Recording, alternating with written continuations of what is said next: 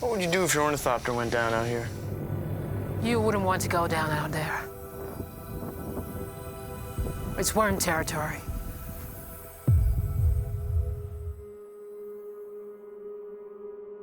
Spice is to Dune what oil is to our world.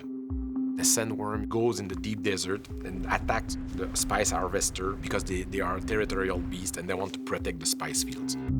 The harvester's like a rolling factory. We always started designs on what would it really look like. Like if you were really on a futuristic planet full of sand dunes and you had to extract something that was embedded in sand and filter it through, how would you really do that?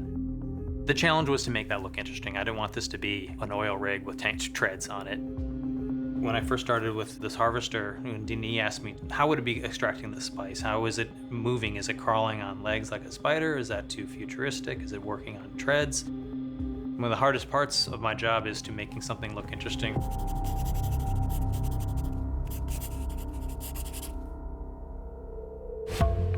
I think we were all expecting that it was going to be 120 degrees and it was going to be miserable, and we're in these still suits and these rubber suits and you're just dying and you're running out in the middle of the sun, and it wasn't. It was very mild and it was fun.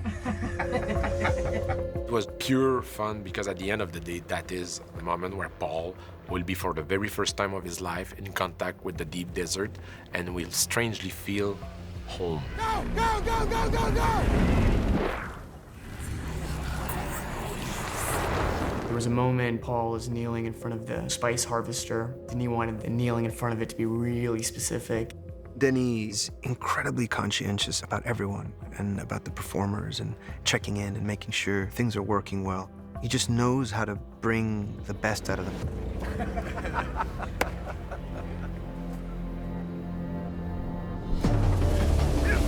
Come on, let's go! The sequence has to be very carefully timed, and there's a big consequence if you hold on to a shot for too long. It's, you know, the dollar signs start going up.